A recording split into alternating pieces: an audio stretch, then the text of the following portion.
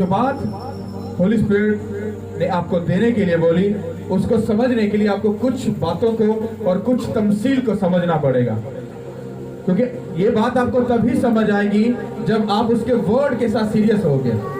कितनों को समझ आ रही है? खुदा पर ईमान रखना ये एक ऐसा प्रोसेस है कि आपको उसमें से गुजरने के लिए सीखना पड़ेगा कि मुझे किस तरह से उसके साथ वफादारी में रहकर खड़े होना है। हालेलुया। होली स्पिरिट ने कहा, मैं तुझे बढ़ाने जा रहा हूं, मैं तुझे नेक्स्ट लेवल पर लेकर जा रहा हूं, मैं तुझे आगे लेकर जा रहा हूं। अब सोचो, अगर होली स्पिरिट मुझसे बात कर रहा है और ये सच है जो मैं आपको बता रहा हूं, अगर उसने मुझसे ऐसा बोला है तो राइट नाउ ऐसा होना चाहिए, यहां पर वो सब कुछ होना चाहिए। पर आप इमेजिन करो ये सब कुछ नहीं है, पर फिर भी मैं इस बात पर खड़ा और अड़ा हूं, नो, जो उसने बोल दिया वो करेगा right now in the name of Jesus Christ. Hallelujah. क्योंकि फेथ एक ऐसी चीज है, क्योंकि खुदा जानबूझकर अगर वो चाहे तो एक सेकंड में सब चीजों को उलट पुलट कर दे, अगर वो चाहे तो। क्योंकि जब वो हमसे कुछ भी अगर कहता है और वो उस बात को नहीं करता, इसका ये मतलब नहीं कि वो गलत खुदा है या वो सही नहीं कह रहा। इसका मतलब ये है कि वो हमें चेक कर रहा है, वो कमी उसमें नहीं, कमी हम में है। क्योंकि अगर वो चेक कर रहा है, इसका मतलब है हम कहीं ना कहीं पर कमजोर हैं। कितनों को इस बात की समझ आ रही है? अगर हमको इन बातों की समझ आए, हम अपनी स्पिरिचुअल लाइफ में ग्रोथ कर सकते हैं। आप इमेजिन कर लो, आपके घरों में अगर प्रॉब्लम है, शर्मिंदगी है, रुसवाई है, अगर कुछ भी है, आपको चेक करने की जरूरत है वो क्यों है। और अगर आप उन चीजों पर गौर नहीं करते, मैं आपको सही बता रहा हूं, आप बहुत बड़े लॉस में जाने वाले हो और आप बहुत बड़ा धोखा अपनी लाइफ में लोगे। कितनों को ये बात समझ आ रही है? आपका एक टाइम में खुदावंद की प्रेजेंस से गायब होना इतना खतरनाक है, आप इमेजिन नहीं कर सकते। और सोच लो, अगर आप उसके कलाम से, उस खुदा से अगर दूर हो तो सोचो आपके साथ क्या होने वाला है। आपको अंदाजा नहीं शैतान कैसी कैसी गेम खेलता है। हालेलुया। शैतान मेरे साथ गेम खेल सकता है, वो मेरे दिमाग के साथ गेम खेल सकता है, क्योंकि जिस लेवल पर खुदा मुझे काम करवा रहा है और जिस लेवल पर लेकर जा रहा है, अभी मैं किसी के समझ में आने वाला नहीं।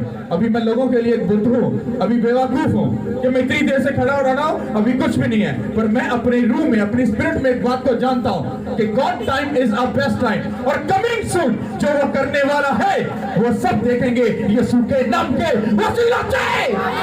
क्योंकि खुदा जब डेस्टिनी को पैदा करता है, जब कोई खातून जब किसी बच्चे को जन्मने से पहले जब वो प्रेग्नेंट होती है, तो उसके बाद उसको 9 माह के लिए उस बेबी को, उस खुशी को रिसीव करने के लिए उसको वेट करना पड़ता है, उसको उस प्रॉब्लम से, उस अजियत में से गुजरना पड़ता है। कितनों को बात समझ आ रही है? इसी तरह से जब हमारी जिंदगी में खुदा कुछ करना चाहता है, कुछ बड़ा करना चाहता है, तो हमारी जिंदगी में हम प्रेग्नेंट होते हैं और उसके बाद वो 9 माह के लिए, 9 साल के लिए, 9 महीनों के लिए, 9 हफ्तों के लिए वो हमें चेक कर सकता है। वो हमारी डेस्टिनी को वो पालता है और चेक करता है। और जब हम उसमें खड़े और अड़े रहते हैं, जिस तरह से एक खातून जब प्रेग्नेंट होती है तो वो उस गवाही पे, उस मसा के लिए, उस खुशी के लिए वो ढीठ बनकर खड़ी रहती है। और 9 माह के बाद जब खुदा उसको ब्लेस करता है तो वो सारे दुख भूल जाती है यीशु के नाम के वसीला से।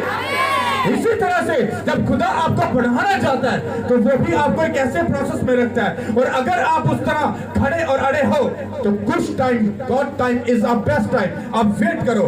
जिस तरह से वो खातून, जो औरत जब उसका बेबी होता है तो वो सारा दुख जो पीछे होता है वो भूल जाती है। इसी तरह से आपका जो दुख, आपकी जो तकलीफ है, आप भूल जाओगे अगर आप खुदा के साथ सीरियस और खड़े और अड़े रहोगे। और देखो वो आपको बढ़ाएगा यीशु के नाम के वसीला से। हालेलुया। डिपेंड करता है आप खुदा के साथ कितने सीरियस हो। हालेलुया। मैंने बोला था नेक्स्ट संडे और फ्राइडे, मतलब ये फ्राइडे और संडे अब कंटिन्यू काम स्टार्ट है। मैसेज के लिहाज से, डिलीवरेंस के, हीलिंग के, हर एक चीज पीक लेवल पे होगी। आप देखोगे। सोचो, मैं आपको एक वर्ड सिखा रहा हूं, सुनो। अब मैं आपको बोल रहा हूं, आप इस चर्च में अंधों को आंखें से ब्लेस होते देखोगे, अंधों को आंखें मिलेंगी, लंगड़े चलेंगे, कोड़ी पाक और साफ होंगे, मुर्दे चलाए जाएंगे और बदरू गिरफ्ता आजाद होंगे। 5 ब्लेस होगी यीशु के नाम के वसीला से। यहाँ पर अंधा तो कोई है नहीं है, लंगड़ा तो कोई नहीं है, पर बाइबल कहती है जब हम इस वर्ड को, बाइबल को मतलब वर्ड को अपने मुंह से बोलकर जब बोलते हैं तो हम इस वर्ड को क्या करते हैं, जिंदा करते हैं। कैसे? खुदा बाप के उस दिल में और सोच में था आसमान बन जा, उसने कहा आसमान बन जा, तो जब वो बोला तो वो जीता जाता एक इसे आसमान जिसको हम आज देखते हैं। उसने कहा इंसान बन जा, इंसान बना के नहीं बना। इसी तरह से जब हम इस वर्ड को लेकर अप्लाई करते रहते हैं, बोलते रहते हैं, नो उसके मार खाने से मैं चंगी हो चुकी हूँ, उसके मार खाने से मैं चंगा हो चुका हूँ। और जब आप ठीक बनकर उस वर्ड पर खड़े और अड़े रहते हैं, उसको बोलते रहते हैं, वो वर्ड जिंदा होता है यीशु के नाम के वसीला से, क्योंकि कलाम जिंदा है। हालेलुया। कितना को समझ आ रही है?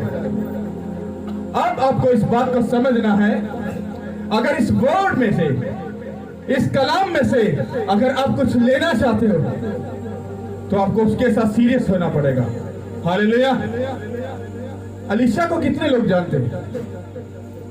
अलीशा एलिया का शागिर्द।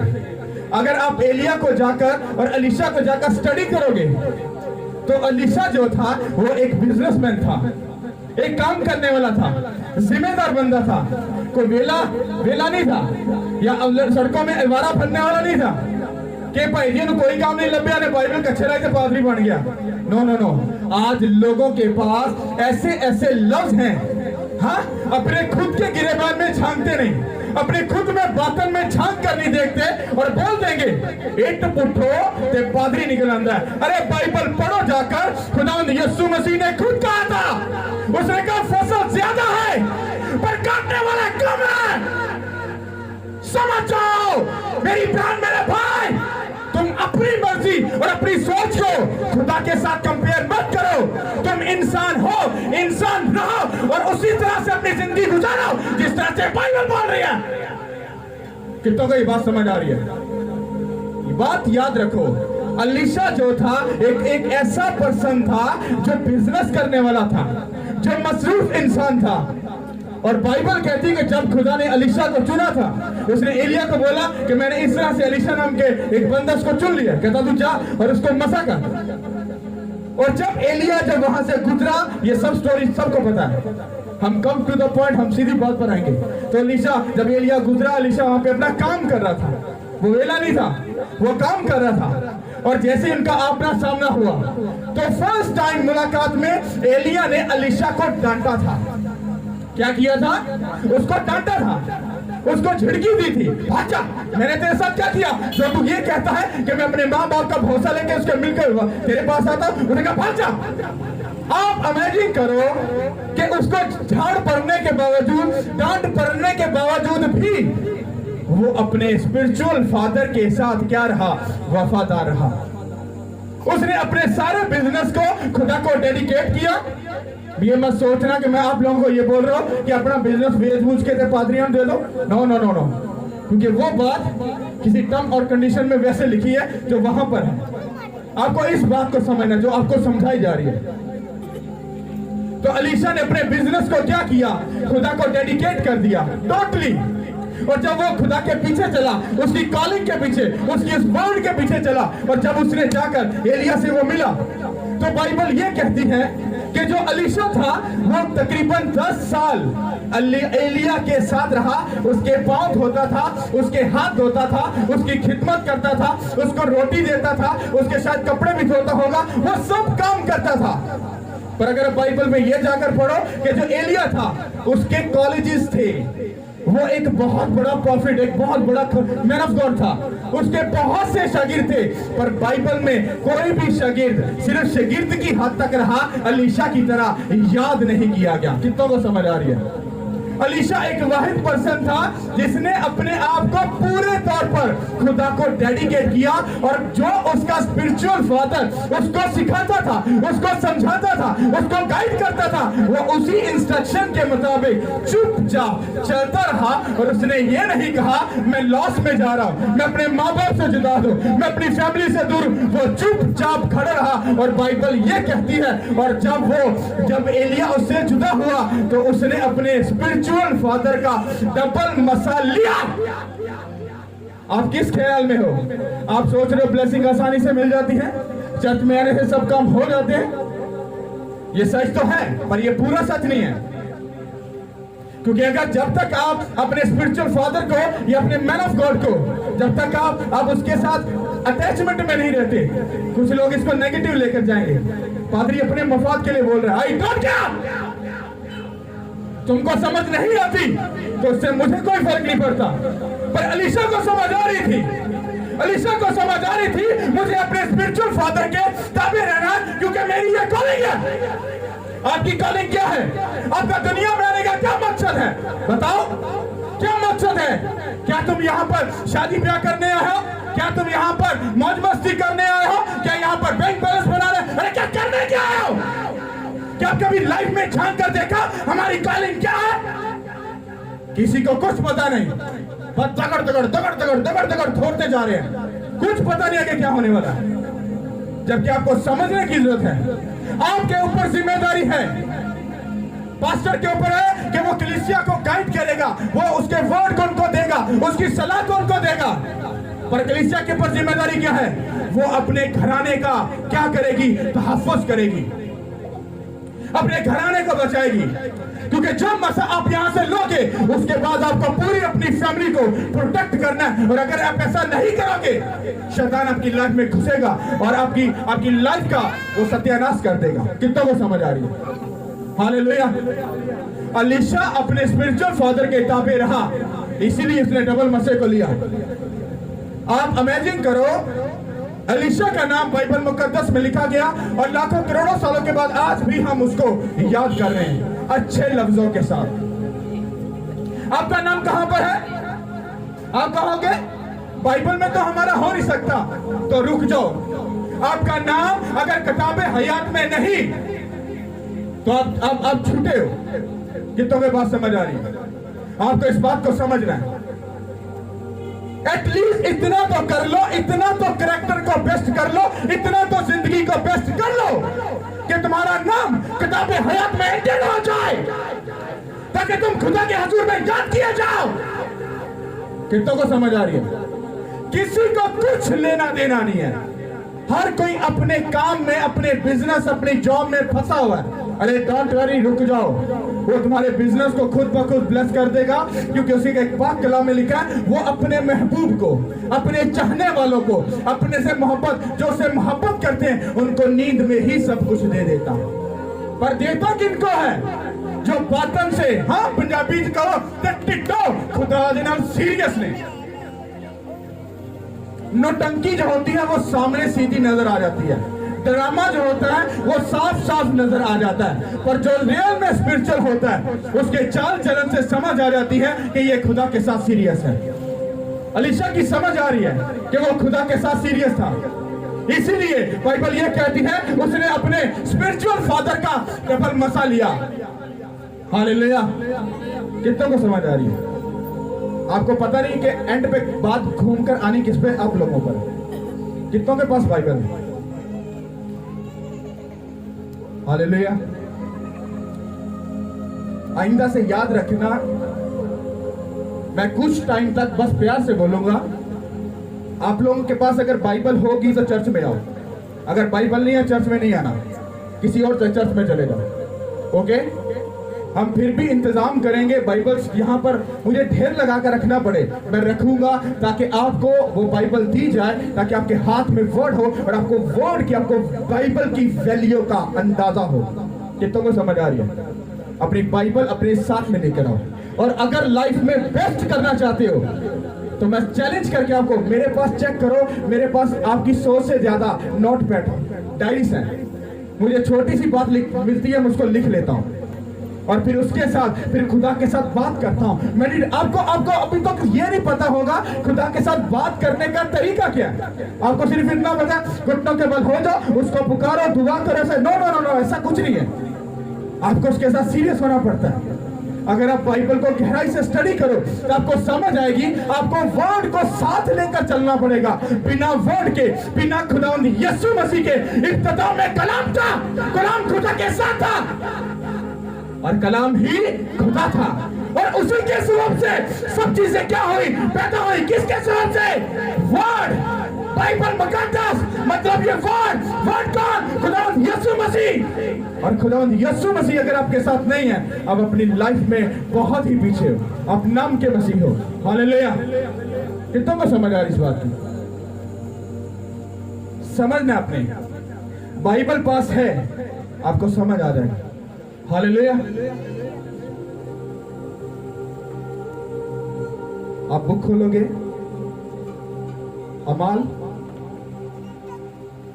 उसका 20 बाब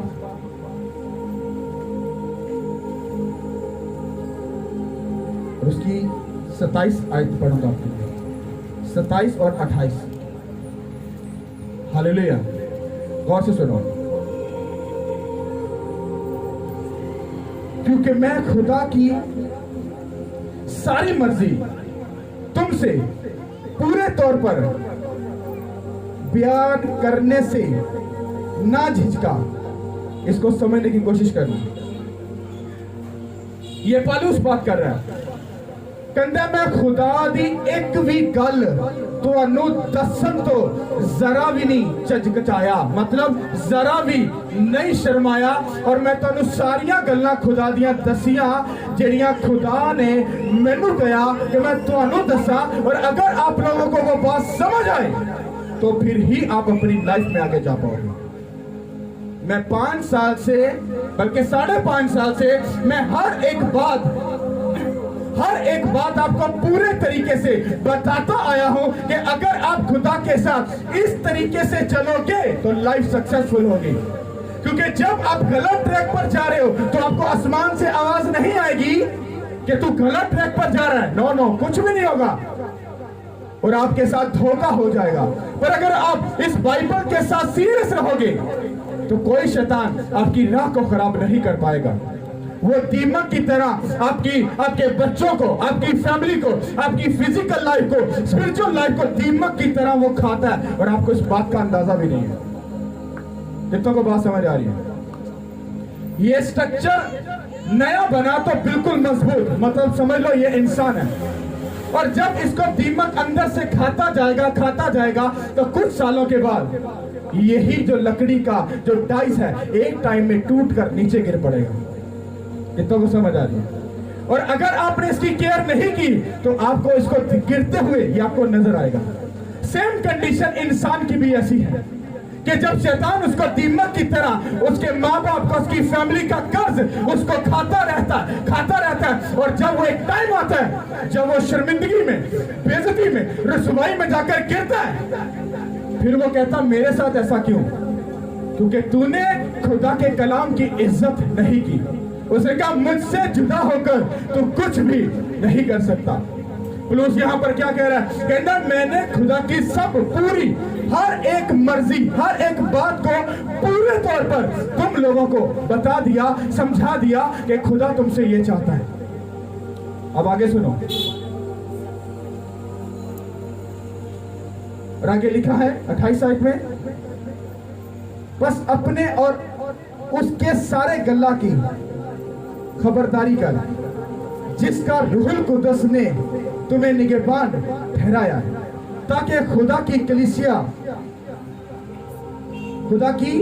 कलीसिया की गलाबानी करे जिसे उसने खास अपने खून से मोल लिया। कितनों को ये बात समझ आ रही है? अब ये आप लोग कहोगे ये पादरी को बात बोली जा रही है, पर ये पादरी को तो बोली जा रही है। ओके, पादरी इसको एक्सेप्ट करते हैं बात को, हाँ ये बात मेरे लिए है। क्या मैंने आपको ये बात नहीं बोली? तू शराब पिएगा तो अपनी लाइफ का और अपनी फैमिली का तू क्या करेगा? नुकसान करेगा, गाली निकालेगा। हाँ, अगर तू बदकारी करेगा, हरामकारी करेगा, अगर तू गंदे काम करेगा तो तो अपनी जान को मौत की वादियों में लेकर जाएगा और कोई तुझे छुड़ा नहीं सकता। तो क्या मैं अपनी कलीसिया को सही बात बता रहा हूं कि नहीं बता रहा? पर यहाँ पर पौलुस कलीसिया से मुत्तफिक है और उनसे एक बात कर रहा है। कहता सुनो, मैं कुछ टाइम सिर्फ तुम्हारे पास हूं, मैंने सही सही बातें तुमको सिखा दी हैं। कहता मैंने सही सही बातें तुमको सिखा दी हैं। कहता कुछ टाइम के बाद मैं तुम्हारे पास से चला जाऊंगा। कहता उसके बाद तुम लोग अपने अपने गल्ला की, मतलब कहता उन लोगों की जिसको खुदा यीशु मसीह ने अपने खून से खरीद लिया, कहता उनकी अच्छे तरीके से गल्लाबानी करना। आपको क्या लगता है उस कलीसिया को बोला? मैं आपको मेरी बहन बोल रहा हूं, मैं आपको मेरे भाई बोल रहा हूं। आपके जो बच्चे हैं वो आपके नहीं बल्कि खुदा की मिरास है। वो खुदा का आपको एक गिफ्ट है, वो आपसे इसका हिसाब लेगा। आप उसके बेटे और बेटियां हो। अगर आपके माँ बाप ने वो तरबियत आपको नहीं दी तो आपको ये काम पूरा करना है। आपको अपनी आपकी बेटी के लिए, आपके बेटे के लिए खुदा यीशु मसीह ने खून बहाया और उसको खून बहाकर उसको खरीदा कि नहीं खरीदा? कितनों का ये मान है कि खुदा यीशु मसीह ने अपने अपने पाक लहू से खरीदा, मोल लिया है? आपका ईमान है? तो इसका मतलब है ये बात आप लोगों से हो रही है। पौलुस आपसे बात कर रहा है, मैं भी आपसे बात कर रहा हूं। कुछ टाइम तो मैं आपके साथ हूं, एक वक्त ऐसा आएगा जब आपके साथ मिलना भी मुश्किल होगा। फिर आप उस वर्ड को, उन बातों को सुनने के लिए आप पीछा करोगे और आप उस जगह पर नहीं पहुंच पाओगे। क्यों? क्योंकि मैं भी खुदा के कानून में उस वक्त होऊंगा और मैं भी अपनी मर्जी को तब नहीं कर सकता। कितनों को समझ आ रही है? जो बातें आपको आज लग रही हैं, आपसे पिछले लोग आकर वो ब्लेस होकर ऊपर वाले लेवल पर चले जाओगे, पर आप जो पुराने हो वो वही के वही गोल दायरे में घूम रहे हो। कितनों को समझ आ रही है? इसीलिए मैं भी पौलुस की बात को आपको रिप्लाई कर रहा हूं। मेरी बहन, मेरे भाई, अपनी फैमिली के साथ सीरियस हो जाओ, अपने बच्चों के साथ सीरियस हो जाओ, अपने घराने के साथ सीरियस हो जाओ, क्योंकि आपका एक कदम उठाना आपकी फैमिली को बचा सकता है। आपका एक डिसीजन लेना आपकी फैमिली को बचा सकता है। और अगर आपके पास टाइम नहीं और वक्त नहीं है तो लॉस किसी का नहीं होगा, क्योंकि बाइबल कहती जो खुदावन के किसी काम का नहीं वो फिर कचरा है। क्योंकि अगर आप आज खुदा के किसी काम के नहीं हो तो खुदा किसी और को उठा लेगा। साउल खुदा के काम नहीं आया, खुदा ने दाऊद को चुन लिया। कितनों को बात समझ आ रही है? अगर आप अपने बच्चों के साथ सीरियस नहीं होगे, शैतान गेम खेल जाएगा। क्योंकि आगे लिखा है, अगर जब इसको आप घर जाकर अगर इस बात को पढ़ोगे तो लिखा है, कहता कि तुम लोगों में शैतान घुसेगा, कहता ये तालीम तुमसे चुरा कर ले जाएगा और तुमको ठोकर दिलाएगा। कहता इवन यहाँ तक तुम्हारे घर के, तुम्हारे फैमिली के लोग ही खड़े होंगे और तुमको ठोकर दिलाएंगे। ये आगे पढ़ना जाकर लिखा हुआ है। आपको अंदाजा नहीं, क्योंकि जब आप राइट ट्रैक पर चल रहे होते हो और जब आप शैतान के काबू नहीं आते तो वो आपके पर्सनल, आपके क्लोज रिश्तेदार को भी इस्तेमाल कर सकता है। सबको समझ आ रही है? जब आप सही तरीके से खुदा के साथ चल रहे होते हो, आप बदी में उसके काबू नहीं आए, उसने पैसे का लालच दिया, आप काबू नहीं आए, उसने शर्मिंदगी दी, बेइज्जती दी, रुसवाई दी, भूख दी, आप किसी जगह काबू नहीं आए। वो आपके पर्सनल, जो आपके दिल के नजदीक आपका फैमिली मेंबर होता है, वो उसको यूज कर लेता शैतान, और जब वो करता है आप फंस जाते हैं। कितनों को इस बात की समझ है? मैंने अपनी पर्सनल लाइफ में कोई भी कमजोरी नहीं रखी। अगर मेरी माँ मुझसे नाराज हो, मैं उससे नहीं बुलाता, मतलब नहीं मनाता। आपको पता क्यों? अगर फिजिकल तौर पर, क्योंकि मैंने जहां पर, ये आपके लिए नहीं है, ये सिर्फ मेरे लिए बात है। इसका रीजन पता क्या है? क्योंकि अगर मैं उसको मनाने के चक्कर में जब पड़ूंगा तो शैतान मेरी पूरी स्टोरी के ऊपर क्या करेगा? गौर करेगा और वो मेरी कमजोरी को पकड़ेगा कि यही इसकी कमजोरी है, इसको और ज्यादा पकड़ो, और ज्यादा टॉर्चर करो। पर मैं दिल से उनकी इज्जत करता हूं। बाइबल कहती रूह अकल, रूह अंदरों किया पूरा मुत्तफिका और इज्जत कराना, और अकल ना किया शैतान दे काबू नहीं आऊंगा। मेरी एक भी कमजोरी, मेरे बच्चे भी मेरी कमजोरी नहीं है। अगर शैतान इनको बीमारी देगा, मुझे पता है 2-3 उसके बाद फिनिश ना, ये तंदुरुस्त है, इनको कुछ नहीं होने वाला, क्योंकि उसने कहा जो खुदावन से डरता है और उसके हुक्मों में खूब मसरूर रहता है, उसकी नस्ल जमीन पर जोर आवर होगी। अगर मैं खुदा से डरता हूं तो मुझे यह कहने की जरूरत नहीं है खुदावन मेरे बच्चों को बचा। नो, अगर तुम उससे डरोगे वो भी अपने वादे को पूरा करेगा और तुम्हारी नस्ल में उसका जोर काम करेगा। और जब खुदा तुम्हारी नस्ल में काम करेगा तो कोई शर्मिंदगी, कोई शैतान तुम्हारे बच्चों को छू नहीं सकता यीशु के नाम के वसीला से। कितना को बात समझ आ रही है? आपको अभी अंदाजा भी नहीं है स्पिरिचुअल तलीम, स्पिरिचुअल चलना, खुदा के साथ चलना क्या है। आपने सिर्फ वो पिछली बातें सीखी हैं। चर्च में जाओ, बाप बेटा पढ़ो, ऐसा करो वैसा करो और कहो हालेलुया सब कुछ पूरा हो गया। ये सब धोखा है। कितनों को समझ आ रही है? पलूस क्या कह रहा है? कहना मैं सारियां गल्लां दसदियां हुण मैं तुहाडे कोल कुछ टाइम तो बाद चला जाऊंगा। होली स्पिरिट ने कहा तू अभी तो ये तेरी बातों को लाइट ले रहे। कहते इनको बता, अगर आज तुम सीरियस ना हुए कल तुम पीछा करोगे और तुमको वेटिंग लिस्ट में लगना पड़ेगा और तब तुमसे वो चीजें पकड़ी नहीं जाएंगी। कितनों को समझ आ रही है? हालेलुया। बात मैं अपने भरने की नहीं कर रहा, बात मैं आपके भरने की कर रहा। हालेलुया। अगर आप सीरियस हो वो आपके बच्चों को, आपकी फैमिली को बचाएगा। अगर आप सीरियस नहीं हो तो वो आपके साथ गेम खेलेगा। कौन? शैतान। हालेलुया। समझ आ रही कि नहीं आ रही? कितनों को रियल में इस वर्ड की समझ आई? इसको मैं देसी तरीके से आपको बताऊं। पलूस कलीसिया से बात कर रहा है, मैं भी कलीसिया से बात कर रहा हूं। पलूस कहता लॉबी भैनों ते भराओ गौर ना सुनो। कहता मैं थोड़ी देर तुहाडे कोल हैगा, मैं खुदा दी एक एक इंस्ट्रक्शन, एक एक गल जिहड़ी है वो तुहानू दस दित्ती है। कहता हुण मैं कुछ टाइम बाद चला जावांगा जब। कहता उस तो बाद तुसी अपने घराने नू, अपनी फैमिली नू, अपने महल्ले नू, अपने इलाके नू तुसी बचाओगे। मैं आपको सब कुछ बता चुका हूं। बताया है कि नहीं? अब आप लोग अपने बच्चों को बचाओगे, अपने शौहर को, बीवी को, माँ को, बहन को, भाई को, फैमिली को आप लोग खुद बचाओगे।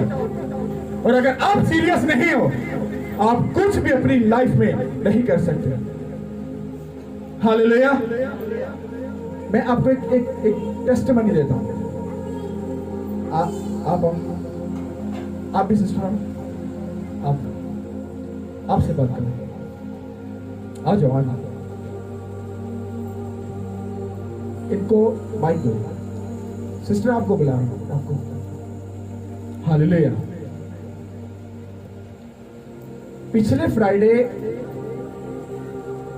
मेरी बेटी ने जो मैसेज सुनाया था फर्स्ट टाइम, कितने ने इस कलाम को सुना था? आप पिछले फ्राइडे यहां पर थी? ओके। ये भी सिस्टर पिछले फ्राइडे यहां पे थी पर मैं यहां पर मौजूद नहीं था। मैंने इस वर्ड को फॉलो किया कि मुझे जो होली स्पिरिट ने बताया मुझे अपने बच्चों को क्या करना है? बचाना है। अब आप इमेजिन करो अगर मैंने इनको खुदावंत के हाथों में दिया और देकर मैं यहां पर मौजूद नहीं हूं और इसलिए उस वर्ड को जब सुनाया, मैं जानता हूं वो वर्ड की पावर क्या थी, क्योंकि मैंने बड़े बड़े लोगों को पुरपट के ऊपर कांपते हुए देखा है। और जब इसने वो मैसेज सुनाया मैं खुद भी अंदर से हिल गया था। ये आज बात बोल रहा हूं और अभी तक मैंने अपनी बेटी को अप्रिशिएट नहीं किया। पता क्यों? क्योंकि अभी इसका प्रोसेस स्टार्ट हुआ। आपकी जिंदगी में क्या हुआ पिछले दिन में? आप सबको मेरी तरफ से सलाम। ऊंचा बोले प्लीज। 10 से 12 तारीख की बात है कि मेरी तबीयत काफ़ी ख़राब हो गई।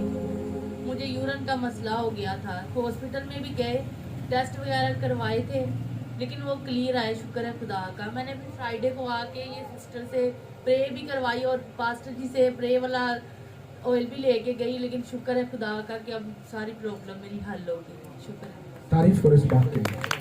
अब रुको, अब एक्सप्लेन करता हूं। ये हर रोज, अब हर रोज हॉस्पिटल जाते थे, टाइम वेस्ट। शैतान आपका टाइम, आपका पैसा, आपकी जिंदगी को वो वेस्ट करता, लॉस में लेकर जाता है, आपको अंदाजा भी नहीं है। कोई ये सोच भी नहीं सकता कि ये बीमारी किस किस तरफ से है। आप इमेजिन करो, हर रोज हॉस्पिटल जा रहे हैं, पैसा भी लग रहा है, टाइम भी खराब हो रहा है, और जिंदगी भी परेशान है, शौहर भी परेशान है, घर भी परेशान है, फैमिली भी परेशान है। और मेरा ख्याल है आपने मुझे ये बताया था आपको यूरिन बैग भी लगा था, यूरिन बैग भी लगा था। इमेजिन करो इस एज में, इस सिस्टम में, आप इमेजिन करो आपके ऐसी कंडीशन हो तो सोचो क्या हो रहा है आपके साथ। और इसने क्या कुछ किया होगा, वही जो अपने बाप को करते हुए देख रही है, वही किया। और जब दुआ की, मैं तो यहां पर नहीं था, तो फिर यहां पर किसने काम किया? अरे वही जो पौलुस के साथ था। उसने लोगों को बोला, अगर तुम खुदा के कलाम को अपने साथ रखोगे, तो मैंने बोला अगर मैंने तुमको खुदा के पास ले आया, तुम भी अपने घराने को इसी तरह से बचा सकोगे। और यही सब कुछ इसी चर्च में हुआ। जो खुदा ने मुझे दिया वो मेरी बेटी ने लिया, और उसने जब खुदा के कलाम को सुनाया और जब दुआ की, तो खुदा ने अपने बड़े जलाल को जाहिर किया यीशु के नाम के वसीला से। हालेलुया। आप इमेजिन करो, क्या जो खुदा इनके यूरिन वाले बैग को खत्म कर सकता है, इनकी उस प्रॉब्लम को दूर कर सकता है, सोचो वो खुदा यहाँ सेकंडों में क्या सुनामी नहीं लेके आ सकता कलीसिया की। मैं अपनी स्पिरिचुअल आई से ये देख रहा हूं, आपकी सोच जहां पर खत्म हो रही है, वहां से इसकी हदें शुरू हो रही है। हालेलुया। क्या इसने कोई कोर्स किया है? क्या इसने कोई ट्रेनिंग की है? जो अपने बाप को करते हुए देख रही है, उसी को फॉलो कर रही है। हाँ, उसको खुद को भी नहीं पता उसकी जिंदगी में से ये डिलीवरेंस, ये मसा रिलीज हुआ। जैसे उस 12 बरस की औरत ने क्या कहा, अगर मैं उसका ईमान था, इस बहन का ईमान था कि मैं आऊंगी तो खुदा मुझे क्या करेगा, हील करेगा। और वो आई, उसको अंदाजा नहीं, पर जब पल्लू को छुआ, प्रॉब्लम गई कि नहीं गई? गई कि नहीं गई? यूरिन बैग उतरा कि नहीं उतरा? बीमारी गई कि नहीं गई? उसको भी नॉलेज नहीं है, पर खुदा यीशु मसीह को इस बात का पता था। उसने अपने शिगिर्दों को कहा, कहता मुझ में से मसा निकला है। कि कौन, किसने मुझे छुआ? कहता खुदा पूरी दुनिया तुझ पर गिर रही है। कहते नहीं, किसी ने ईमान के साथ, उस वर्ड के साथ मुझे छुआ है। कितनों को बात समझ आ रही है?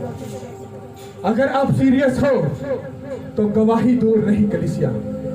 मैंने अभी कुछ टाइम आपको पहले बोला, आप अंधों को चलते हुए देखोगे, लंगड़ों को भी चलते हुए देखोगे, कोड़ियों को पाक साफ होते हुए, और जब मुर्दे जलाए जाएंगे और बदरू गिरफ्तार आजाद होंगे और बात ब्लास्ट होगी। मैंने वर्ड को बोल दिया, अब जिंदा कौन करेगा? हालेलुया। इसका मतलब ये वर्ड आपके मुंह में है, जिंदगी में है, तो वो जिंदा करेगा आपको। आपकी मुर्दा जिंदगी को वो क्या करेगा? जिंदा करेगा। हालेलुया। कितनों को समझ आ रही इस बात? हालेलुया। मैं खुद भी हिल गया। ऐसी बहुत सी गवाहियां मेरी लाइफ में 5 साल में, 6 साल में खुदा ने मुझे यूज किया। बहुत बड़े बड़े मिरेकल हैं, पर इस मिरेकल से मैं भी थोड़ा सा हिल गया। ये कैसे? इसके ऊपर खुदा ने कॉलिंग की। कहता है ये न्यू जनरेशन के लिए, खास तौर पर लड़कियों के लिए एक नमूना होगी। और जब ये बोलेगी, कुछ तो इसका ड्रामा बनाएंगे। अरे इसको तमीज नहीं, ऐसे नहीं है, पर उस ड्रामे वाले लोगों से कोई फर्क नहीं पड़ेगा, पर लोगों की जिंदगियां, लोगों की बेटियां सेफ जरूर होगी। Hallelujah, hallelujah. कितनों को समझ आ रही है? God bless you. बैठ सकते हैं। कितनों को समझ आ रही है? अगर आपकी बेटी इस कलाम को फॉलो कर रही है, अगर वो इसके मुताबिक चल रही है, तो वो सेफ है। इसिया हालेलुया। सब बोलो आमीन, आमीन। तारीफ कर दो उसको।